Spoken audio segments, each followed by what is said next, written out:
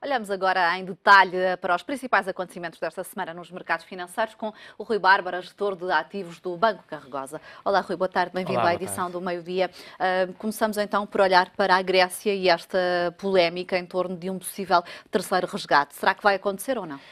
Assim, eu penso que neste momento a situação ainda é bastante incerta. Houve a extensão, não é, de 4 meses, no fundo, para poder haver negociações a sério em relação a que caminho tomar em termos de acordos entre a Grécia e os parceiros da zona euro.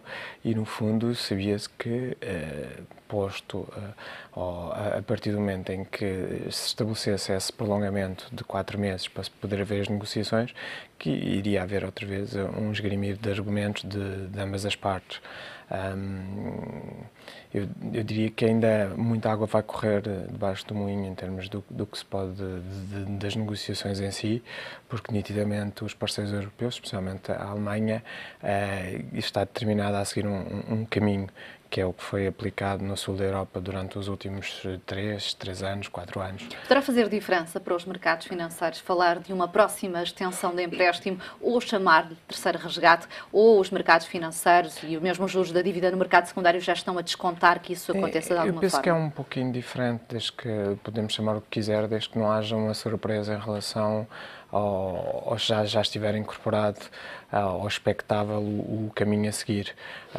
O que pode criar alguma complicação seria mais não haver realmente um entendimento depois destes 4 meses e seguir-se para uma situação mais conturbada em que eventualmente depois degenerasse num Grexit, ou seja, numa saída da zona euro, da zona euro por parte da Grécia. Acho que agora temos apenas que acompanhar e perceber. Não me parece que os senhores que estão à frente da Grécia sejam uns radicais de esquerda tão radicais quanto se falou inicialmente, sim. Penso que eles têm alguns pontos razoáveis em relação ao que estão a dizer.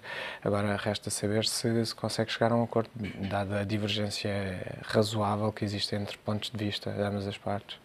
Olhando para os outros acontecimentos da semana, a reunião do BCE amanhã, espera-se alguma novidade ou é mais uma questão de detalhes sobre o programa de compra de dívida? São os detalhes sobre o programa de compra da dívida, que em larga medida já foi antecipado pelos mercados, quer acionistas, quer especialmente obrigacionistas. Como nós sabemos, as taxas de juros têm vindo a cair substancialmente na zona euro. É um pouco como disse Mário Draghi, ainda não começou, já está a ter efeito. Sim, é a antecipação, mas seria expectável, porque é como se chegássemos aqui e disséssemos vai haver um comprador gigante de casas em Portugal daqui a 6 meses, não é? E que vai puxar os preços das casas. É natural que se calhar saíssemos todos daqui a comprar casas para depois revender esse comprador, é normal. Sabendo que vai haver esse comprador gigante no mercado e que ainda por cima não tem sensibilidade ao preço porque simplesmente tem um mandato de comprar em volume, é natural que se houvesse uma antecipação e isso aconteceu também nas ações, porque houve um movimento realmente, vamos aproveitar e porque o quantitative easing normalmente causa boa reação nos índices acionistas e houve uma antecipação em quase todas as classes de ativos na Europa. E Portugal poderá beneficiar ainda mais? Já tem renovado mínimos históricos no mercado secundário da dívida, ainda há mais para onde beneficiar? É possível que continue a beneficiar. Agora, tenho alguma dúvida que seja tão expressivo como foi até agora, como foi nos últimos 6 meses. Tenho grandes dúvidas em termos de montante absoluto, que é das taxas de juros. Acho difícil que venha-se a repetir. Agora, é possível que continue a beneficiar, sim. Portanto, poder-se-á esperar uma estabilização dos juros da dívida? Eu penso que sim, a partir daqui acho que é mais por aí, porque o efeito em si já aconteceu e, aliás, nós vimos nos outros episódios, em termos de quantitative easing que aconteceram nos Estados Unidos, que o grosso do movimento de queda das yields aconteceu antes do programa se iniciar propriamente, ou seja, há sempre uma antecipação. Portanto, é natural que estabilizem aqui. Último ponto, há algumas dúvidas sobre se a recuperação da economia norte-americana é sustentável, é robusta ou ainda ténue. Será que os dados que vão sair na sexta-feira sobre o emprego podem desempatar? Pois isso é uma dúvida que persiste desde 2009, não é? Se esta recuperação foi muito atípica, não é? Mas tivemos a crise mais profunda no mundo ocidental desde a década de 30 e da Grande Depressão, mas de facto o ano passado, a partir do segundo trimestre, os Estados Unidos começou a crescer a um ritmo interessante e os indicadores de desemprego começaram a melhorar substancialmente, a ponto de se pôr em cima da mesa a questão de começar a levantar as taxas de juros.